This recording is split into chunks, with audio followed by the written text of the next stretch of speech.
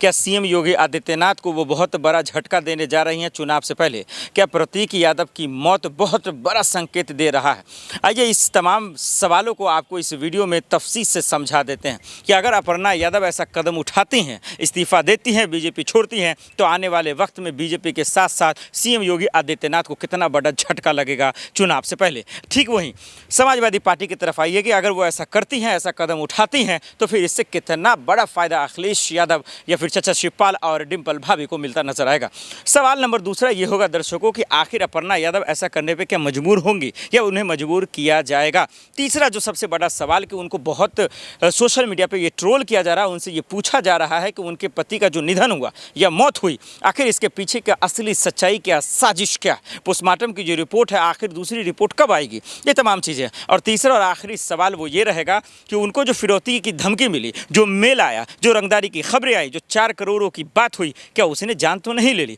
इन तमाम सवालों का जवाब दर्शकों हम आपको इस वीडियो में बताएंगे, इसलिए शुरू से अंत तक इस वीडियो को ज़रूर देखिएगा। सबसे पहले सवाल पे आते हैं कि क्या बीजेपी छोड़ रही है अपर्णा यादव? देखिए, जिस तरीके से अभी उनके साथ हुआ है, उनके पति का इस दुनिया से जाना, वाकई में आप समझ ही रहे हैं कि किसी का सर का साया चला जाता है। तो जितना भी उनके लिए दुख आप जताएं, आप उनके दुखों को पूरा नहीं कर पाएंगे, उनके तकलीफ़ों को दूर नहीं कर पाएंगे। उनके पास बच्चियां हैं, उनकी बेटियां हैं, मासूम सी बेटी है। लेकिन ऐसे वक्त में लोग ये सवाल पूछ रहे हैं कि बहुत उम्मीदों से, बहुत ख्वाहिशों से वो बीजेपी में गई थी, लेकिन बीजेपी ने टिकट नहीं दिया, उन उम्मीदों पर पानी फेर दिया। और यही वजह है कि लोग जो है सवाल पूछना शुरू कर दे कि वो तभी जब उनके पति इस दुनिया में थे तभी कि भाई बीजेपी ने ऐसा उनके साथ क्यों किया, आखिर क्यों नहीं उन्हें टिकट दिया। विधानसभा चुनाव की बात कर रहा हूँ।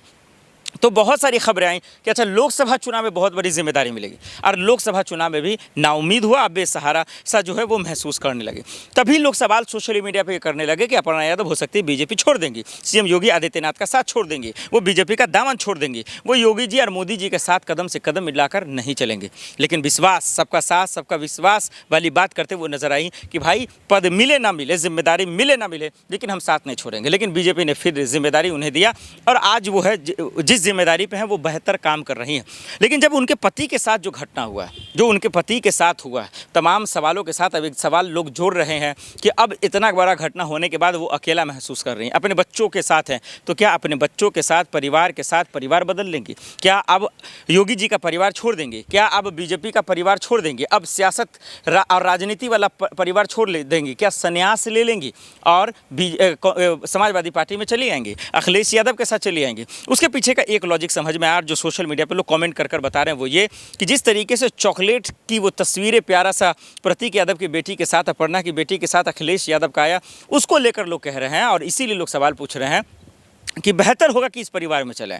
अखिलेश यादव हैं, चाचा शिवपाल हैं, धर्मेंद्र यादव जी हैं, डिम्पल भाभी हैं, और अखिलेश यादव का पूरा परिवार है, उनकी भी बेटी है, उनकी भी बच्चियां हैं, उनके साथ रहेंगे, और समाजवादी पार्टी का पूरा परिवार है, तो ज़्यादा बेहतर होगा और बेहतर साबित भी होगा। इसीलिए लोग ये सवाल उठा रहे हैं कि हो सकता है अपर्णा यादव अब राजनीति ही छोड़ दे, राजनीति से संन्यास ले ले, क्योंकि बच्चियों की भी जिम्मेदारी है, और वहाँ जो है अब विधानसभा चुनाव भी होने वाले हैं कुछ ही महीनों के बाद।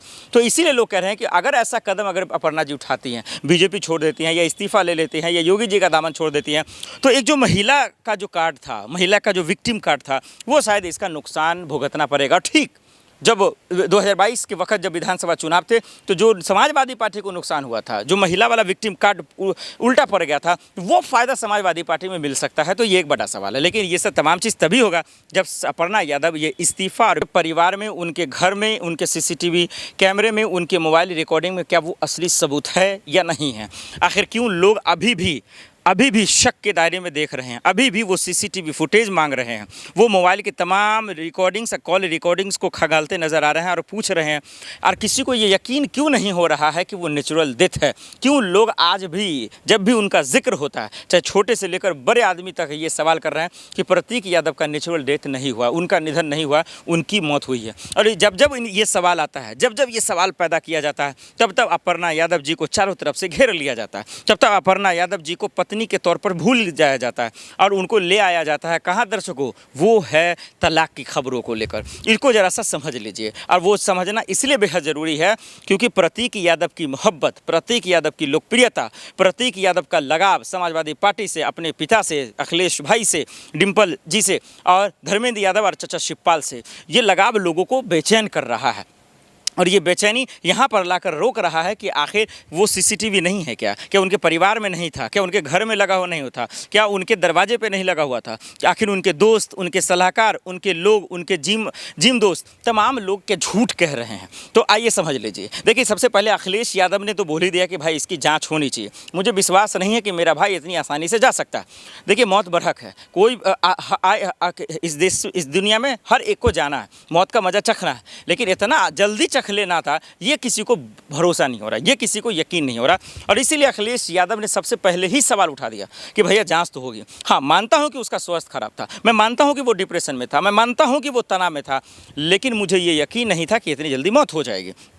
लेकिन उस बीच में प्रतीक यादव के साथ ये खबरें आना, तलाक की खबरें आना, सोशल मीडिया पे आना, और वो खुद बोलते हैं कि मैं अपर्णा यादव जी से परेशान हूँ, मैं उनसे पूरी तरह से जलील हो चुका हूँ, वो मेरे घर को तबाह करना चाहती है, मेरे घर को बर्बाद करना चाहती है, मेरे घर को तोड़ना चाहती है, मुझे भाई भाई से अलग करना चाहती है, अखिलेश यादव और प्रतीक यादव के बीच में दरार पैदा करना चाहती है। ये तमाम शब्द, ये अल्फाज प्रतीक यादव के हैं जो इस दुनिया में नहीं हैं, जो अब बोल नहीं सकते हैं, लेकिन वो सबूत छोड़ के गए हैं। क्या वो सबूत सीसीटीवी फुटेज में है? क्या वो सबूत जो है डॉक्टर के पास है? क्या वो सबूत मेडिकल रिपोर्ट में है? क्या वो सबूत पोस्टमार्टम रिपोर्ट में है? अगर है तो फिर योगी पुलिस को जांच करनी चाहिए, फिर योगी पुलिस को जो है इस पर संज्ञान लेना चाहिए और बताना चाहिए कि आखिर इस मौत का राज क्या है, आखिर कौन है जो है खेल खेला, किसने साजिश बिछाई, और क्या जो इशारा लोग कर रहे हैं, लोग अपर्णा जी पे ही कर रहे हैं, जो कि कहीं से भी ठीक नहीं है। कि तलाक की खबरों को लेकर उससे जोड़ देना मेरे लिहाज से ठीक नहीं है, लेकिन सवाल के घेरे में तो सब लोग हैं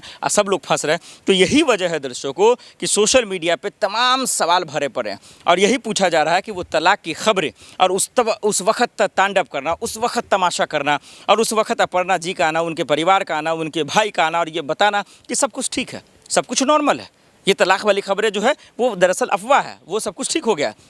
मियाँ बीवी के बीच में नोकझोंक होती है, मैं समझता हूँ फ्रस्ट्रेट हो गए होंगे, पूरी तरह से जो है परेशान हो गए होंगे, विचलित हो गए होंगे, और आकर जो है दरअसल वो बोलने लगे होंगे। लेकिन सवाल तो चुभने वाला अभी भी है ना कि आखिर इतना बड़ा कदम कैसे उठा सकते हैं प्रतीक यादव, आखिर ऐसी हरकतें कैसे कर सकते हैं।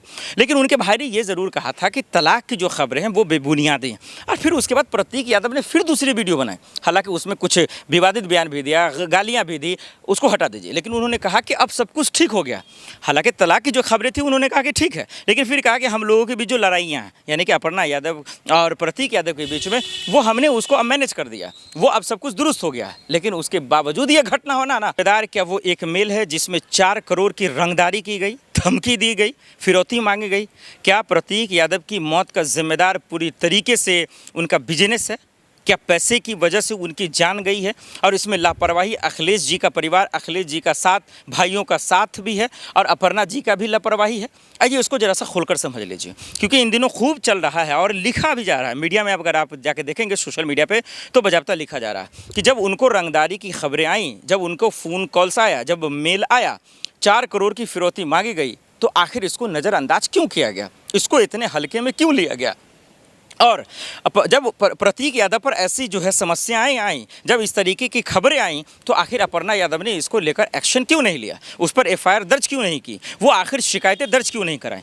तो ये बहुत बड़ा सवाल है जो हर कोई इस वक्त पूछ रहा है और मैं भी पूछ रहा हूँ।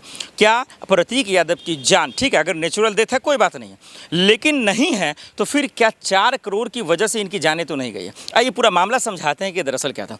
आपने अखिलेश यादव जब उनको देखकर, यानी कि प्रतीक यादव को देखकर जब वो अपनी बातें रख रहे थे, जब वो अपना बयान दे रहे थे, जब अपना दुख प्रकट कर रहे थे कैमरे पर, मीडिया के सामने, तो आपने ये चीज़ सुना होगा कि वो बता रहे थे कि बिजनेस में उतार चढ़ाव होता है, बिजनेस में जो है घाटा और नफ़ा होता है, लेकिन उसको स्वास्थ्य पर ले लेना, मानसिक तौर पर ले लेना, उसको अपना विवेक खो देना, ये बेवकूफ़ी है। तो क्या वो दरअसल नहीं था? क्या वो टेंशन प्रतीक यादव पे वो फिरौती का था, वो गुंडों का था, वो मवालियों का था, वो लफंगों का था? और था तो फिर योगी पुलिस की जिम्मेदारी है कि योगी जी आपकी पुलिस के रहते हुए, आपका कानून व्यवस्था रहते हुए, आपकी सरकार रहते हुए, आखिर किस गुंडे और मवाली का हिम्मत हो गया कि उनको रंगदारी की धमकी दे दिया? वो भी 1 नहीं, 2 नहीं, 3 नहीं, 4 करोड़ की। और ये बहुत बड़ा रकम है किसी के लिए भी जो राजनीति से उनका कोई लेना देना नहीं है, कोई उनका बड़ा बिजनेस नहीं है। वो तो सिर्फ जिम ट्रेनर है, जिम जाते थे और अपना जो है लाइफस्टाइल जी रहे थे और अपना बिजनेस कर रहे थे। तो आखिर धमकी देने वाला कौन था? यहाँ तो आए दिन किसी को भी उड़ाने की धमकी दे देता है। सीएम योगी को जी को धमकी दे देता है, मोदी जी को धमकी दे देता है, स्कूल उड़ाने का धमकी आ जाता है, राहुल जी को जान से मारने का धमकी आ जाता है, अखिलेश जी को उड़ाने का धमकी आ जाता है। तो आखिर योगी पुलिस क्या कर रही है? योगी जी का स्क्वाड क्या कर रहा है? सोशल मीडिया पे पुलिस क्या कर रही है? तो ये बहुत बड़ा सवाल है। साइबर पुलिस क्या कर रहा है? तो ये सवाल है और सवाल का जवाब कब मिलेगा, ये बड़ा सवाल है।